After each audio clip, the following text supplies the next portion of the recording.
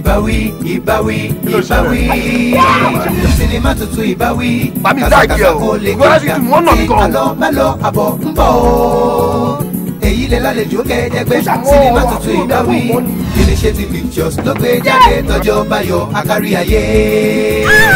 ìpadàbọ̀ ò ní dẹrùn ẹlẹ́ṣẹ̀ ò ní lọ scot free tó kún bá jẹ lọ gbọ́n àjẹbọ̀ what goes around comes around. kúlá o. olùrànlọ́wọ́ la ṣáàjẹ fúnra ẹ. olùrànlọ́wọ́ kọ́ lẹ jẹ́ fúnra yín o. Bùnmi ṣùgbọ́n kò lè manage sọ. bẹ́ẹ̀ mi wá jẹ́ wí yóò dáa. lẹ́nu sọ́hún. màmá tèmi dùn màá make sure wípé gbogbo nǹkan tí mo ní ilé ayé mi ni màá fi bá àwọn bọ́ìsì yẹn jẹ. ìgbà tó pàṣẹ ní kágé o ìbáwí tó gbóná jọjọjọ lè rí ẹ̀ṣẹ̀ ìbáwí tí ò lẹ́rọ̀ ọ̀run làálàá.